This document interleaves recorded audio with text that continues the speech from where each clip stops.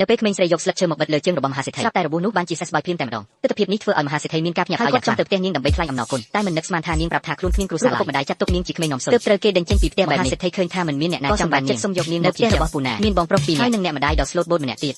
ឲ្យពួកយើងចិញ្ចឹមក្មួយបានទេក្មេងស្រីគ្រាន់តែភ្លាមក៏យកព្រមភ្លេចបន្ទាប់មកពួកគេក៏បានមកដល់ផ្ទះរបស់មហាសេដ្ឋីថាគ្រប់គ្នាស្រឡាញ់នាងខ្លាំងបែបនេះសូម្បីតែបងធំក៏តែងតែនាំនាងទៅក្រុមហ៊ុនដែរពេលបុគ្គលិកម្នាក់កាន់អាហារមួយធំគ្រាន់តែហិតក្លិនក៏ដឹងថាជាអាហារដែលនាងចូលចិត្តបំផុតដែរបងស្រីស៊ីស៊ីសុទ្ធតែជារបស់ដែលខ្ញុំចូលចិត្តមានសូកូឡានំសៅដំណើបនិងនំជីសទៀតផងពេលនោះអគ្គនាយកស្រាប់តែទទួលបានសារក៏ប្រាប់ឲ្យនាងលេងជាមួយពួកបងស្រីចំណែកគាត់ត្រូវទៅដោះស្រាយការងារបន្តិចតែពេលអគ្គនាយកចេញទៅនាងក៏បានដឹងពីមាត់បងស្រីថាមានចំនួនផ្ទៃក្នុងក្រុមហ៊ុននាងក៏ប្រញាប់សួររកមូលហេតុតើអ្នកអាចប្រាប់ខ្ញុំបានទេថាមានរឿងអ្វីកើតឡើងមិនមែនបងប្រុសកំពុងមានគ្រោះថ្នាក់ទេអីកញ្ញាភីក្រុមហ៊ុនមានច្បាប់មិនអាចនិយាយរឿងអាស្រូវផ្ទះផ្ដាស់បានទេបើគេដឹងខ្ញុំនឹងត្រូវគេបណ្តេញចេញពីការងារបែបនេះក្មេងស្រីនោះក៏សន្យាភ្លាមថានឹងមិនប្រាប់អ្នកណាបន្ទាប់ពីការបញ្ចុះបញ្ចូលរបស់នាងបំផុតបងស្រីនោះក៏បានប្រាប់ការពិតទៅមានអ្នកលួចចូលក្នុងមន្ទីរពិសោធន៍ហើយបានបដូរទីតាំងរូបមន្តធ្វើឲ្យមិនអាចដឹងថាមួយណាជារបស់ពេលលើបែបនេះក្មេងស្រីនោះអាចជួយរកវាឃើញពេលនេះដាច់ខាតកុំភ្ញាក់ផ្អើលបើមិនដូច្នោះទេសូមឲ្យឆ្នាំ2026ជួបគ្នាមិនដឹងថាមួយណាជារូបមន្តដែលត្រឹមត្រូវឡើយតែពេលក្មេងស្រីដាក់ចូលមកគ្រាន់តែហិតក្លិនក៏ដឹងបាត់ទៅហើយគ្នាខ្លាំងយ៉ាងនេះមិននឹងអាចមើលមិនដឹងទៅនោះកំប៉ុងទី1គឺពណ៌បៃតងកំប៉ុងទី2គឺពណ៌លឿងកំប៉ុងទី3ប្រកាសជាពណ៌ផ្កាឈូកហើយតែសម្ដីនេះបែរជាធ្វើឲ្យគ្រប់គ្នាមិនជឿទៅវិញថានាងកំពុងតែទូសទីប្រទេសក្មេងស្រីបានបញ្ជាក់ថានាងមិនត្រឹមតែអាចបែងចែករបស់ខាងក្នុងបានទេថែមទាំងដឹងពីអាកំបាំងរបស់បុរសម្នាក់ខ្ញុំមានអាកំបាំងអីកុំអាងជាអ្នកនាងផ្ទះចិត្តខាងហើយចេះតែចាប់ប្រកាន់ខ្ញុំតាមចិត្តលោកពូយកស្រោមជើងស្អុយពាក់3ថ្ងៃដាក់ក្នុងហោប៉ៅអាវពេទ្យពណ៌សូមឲ្យអ្នកអាចឃើញក្មេងស្រីនោះពូកែយ៉ាងនេះថាច្បាស់ជាអាចដោះស្រាយបញ្ហានេះបានពេលនោះលោកអ៊ំក៏បានដើរចូលមកមើលអាកែនាយកដោយក្មេងស្រីបូមាត់មិនតាមគាត់ដឹងថានាងធ្លាប់ជាមនុស្សរបស់គ្រួសារតាហើយគិតថានាងប្រកាសជាចាបរោះសៀវថាវលែងជាមនុស្សរបស់គ្រួសារឆៅទៀតហើយគ្រួសារយើងទាំងអស់គ្នាជឿជាក់ខ្ញុំមិនជឿទេខ្ញុំលីឆាំងមីងជាបុគ្គលិកជើងចាស់របស់ក្រុមហ៊ុនដែលមានភាគហ៊ុន 31% ខ្ញុំមានសិទ្ធិមិនឲ្យឆេវថាធ្វើរឿងនេះប៉ុន្តែអគ្គនាយកប្រាប់ថាខ្លួនមានភាគហ៊ុនច្រើនជាងគេសិទ្ធិទីសម្រេចនៅតែជារបស់លោកឃើញបែបនេះអ៊ំប្រុសក៏បានដាក់ការភ្នាល់ថាបើក្មេងស្រីមិនអាចញែកដឹងទេភាគហ៊ុនរបស់អគ្គនាយកត្រូវតែផ្ទេរឲ្យគាត់ក្រោយពេលហើយអគ្គនាយកយល់ព្រមភ្លាមដល់តបមកក្មេងស្រីក៏ចាប់ផ្ដើមសាកល្បងលោកបានប៉ុន្មានម៉ាត់ក៏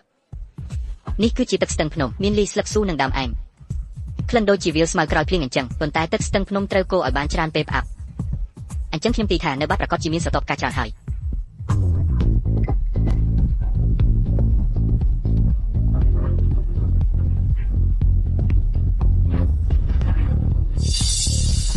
យមិនស្មានថាជាការពិតសោះ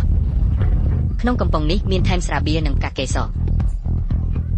អញ្ចឹងហើយបានជាខ្ញុំផឹកទៅមានអារម្មណ៍វើក្នុងកំប៉ុងនេះគឺដាក់ទឹកបរិសុទ្ធព្រមទាំងសម្បកក្រូចស្ងួតនិងទឹកផ្លែប៉េះវាពិតជាឆ្ងាញ់បំផុតតែម្ដងលោកអគ្គនាយកលែនលោកប្រាប់រូបមន្តឲ្យគាត់ទៅទោះបីជាមិនមានមើលទៅអ្វីដែលជាថៅសនិយាយគឺមិនខុសទេប៉ុន្តែកញ្ញាថៅសអ្នកនិយាយមិនត្រូវទេក្នុងចំណោមរូបមន្តទាំង3នេះមិនមានសម្បកក្រូចស្ងួតទេហាមើលទៅអ្នកពិតជាសប្បាយចិត្តណាស់ហាមកពីខ្ញុំមិនប្រយ័ត្នធ្វើឲ្យជ្រុលយ៉ាងទៀតគិតថាវាមិនមែនជាបញ្ហាធំលោកគ្រាន់តែប្រាប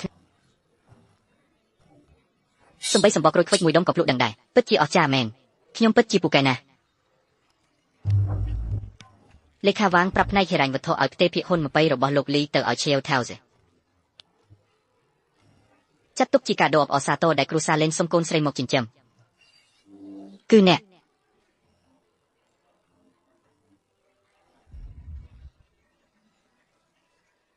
ពេលនេះរូបមន្តត្រូវបានបញ្ជាក់ហើយទីបំផុតវិបត្តិត្រូវបានដោះស្រាយទេយើងត្រូវតែចាប់ពួកគេឲ្យបានដរាបណាគេនៅតែស្ថិតក្នុងរូបមន្តទាំងនេះនឹងមិនមានសុវត្ថិភាពឡើយប៉ុន្តែខ្ញុំទើបតែឲ្យដូរ៉ូទៅពិនិត្យមើលរួចហើយរកមិនឃើញស្នាមម្រាមដៃឬស្នាមជើងនៅកន្លែងកើតហេតុឡើយតើយើងត្រូវសាកសួរពួកគេម្នាក់ម្ដងមែនទេខ្ញុំដឹងថាអ្នកណានៅពីក្រោយរឿងនេះជាវថៅសេតើអ្នកដឹងថាជាអ្នកណាកញ្ញាថៅសេរឿងនេះពាក់ព័ន្ធនឹងកេរ្តិ៍ឈ្មោះរបស់បុគ្គលិកមិនអាចចាប់ប្រកាន់ផ្ដេសផ្ដាស់បានទេអ្នកទើបតែមកក្រុមហ៊ុននេះលើកដំបូងតើអ្នកចំណាំមុខបុគ្គលិកគ្រប់គ្នាអស់ហើយខ្ញុំពិតជាមិនស្គាល់ឈ្មោះរបស់គាត់មែនប៉ុន្តែខ្ញុំដឹងថាគាត់ស្លៀកសម្លៀកបំពាក់ពណ៌ប្រផេះមានស្នាមរបួសវែងមួយនៅលើផ្ទៃមុខគឺលោកអគ្គនាយកឆេនឆិនវាមិនអាចទៅរួចទេដាច់ខាតជាវថៅសេរឿងនេះអ្នកច្បាស់ជាយល់ច្រឡំកញ្ញាថៅសេនេះវាពិតជាមិនសមហេតុការលោកកំពុងនិយាយពីមនុស្សម្នាក់ដែលលោកឈៀវលេនទុកចិត្តបំផុតណាកាលពីលោកឈៀវលេនត្រូវបានសត្រូវតាមប្រមាញ់លោកឆៅវងបានលះបង់ជីវិតរងកម្មបិទជំនួសលោកឈៀវលេនចំនួន5កម្មស្នាមរបួសនៅលើមុខរបស់គាត់គឺបានមកពីបែបនឹងឯងមនុស្សបែបនេះមិននឹងអាចក្បត់អ្នកទៅកើតតែខ្ញុំយកខមមិនទេឲ្យខ្ញុំគិតសិន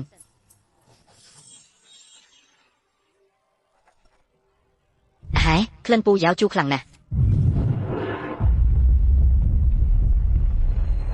ជាវថៅសេគិតមិនខុសទេអ្នកចុងក្រោយដែលប៉ះកំប៉ុងនឹងគឺគាត់ក្លិនជូរលើខ្លួនគាត់នៅជាប់លើគម្របនៅឡើយជាវថៅសេក្មួយច្រឡំហើយឆេងវិនប្រាប់ខ្ញុំព្រឹកមិញថាគេគ្រុនក្តៅត្រូវសម្រាប់នៅផ្ទះតើគេមកនៅការិយាល័យបងប្រុសបានយ៉ាងម៉េចលោកអគ្គនាយកជាវឡែនអំបញ្ញមិញខ្ញុំបានឃើញឆេងស្អីគេ ឆេងីតាអញកំពុងធ្វើអ្វី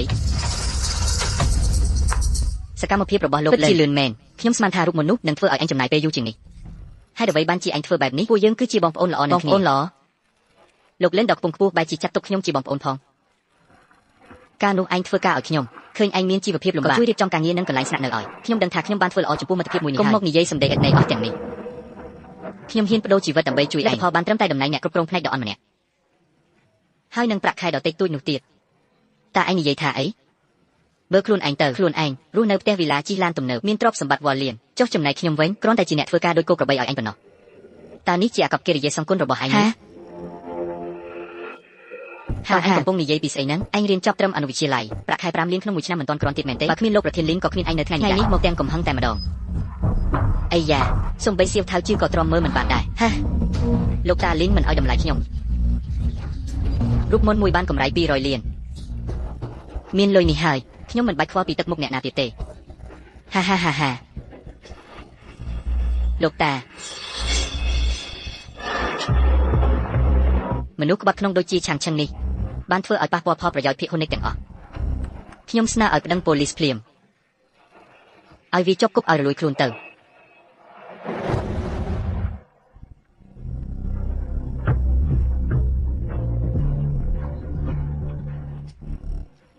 តើលោកតាលីនៅរីរែកអ្វីទៀតគេបានប្រព្រឹត្តបទល្មើសចារកម្មពាណិជ្ជកម្ម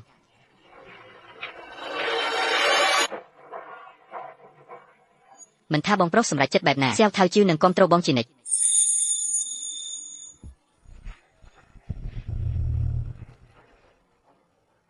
អគ្គនាយកលីនអនុញ្ញាតឲ្យគេទៅចុះគេធ្លាប់ជួយការពារខ្ញុំ5លើក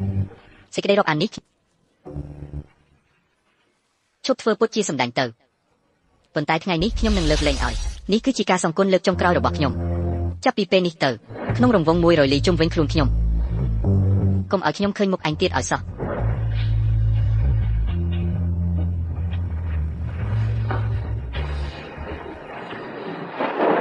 ទាំងក្រអូបទាំងទុនល្មើយក្មេងល្អម៉ាក់មិនត្រឹមតែទិញតុក្កតាឲ្យកូនទេថែមទាំងកំងរោបឲ្យកូន300ឈុតទៀតផងបន្តិចទៀតនឹងមកដល់ហើយច្បាស់ជារោបមកដល់ហើយកូនទៅបើកទ្វារសិនចាច្បាស់ជារោបស្អាតមកដល់ហើយ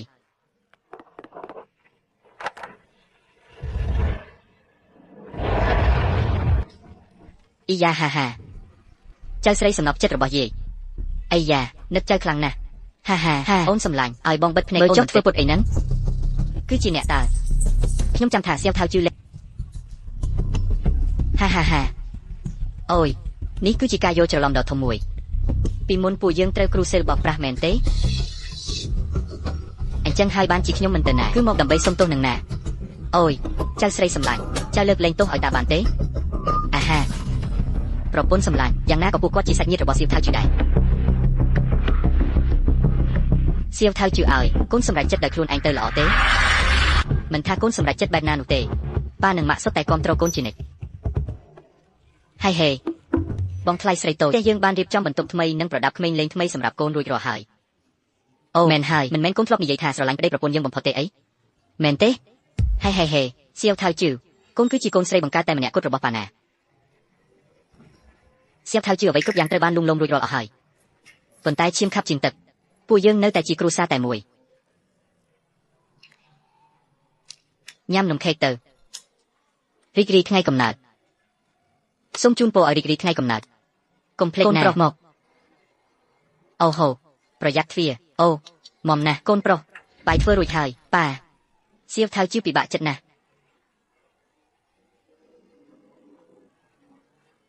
អាហាសៀវថៅជឿពិបាកចិត្តណាស់ប៉ា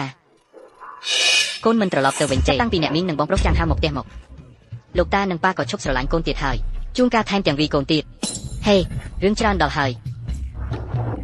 ហេឯងនៅតូចណាស់ដូច្នេះឯងត្រូវរស់នៅជាមួយអាណាព្យាបាលដោយសារតែអំពើហិង្សារបស់ពួកអ្នកខ្ញុំជឿថាតុលាការនឹងយល់ព្រមឲ្យខ្ញុំបដូរអាណាព្យាបាល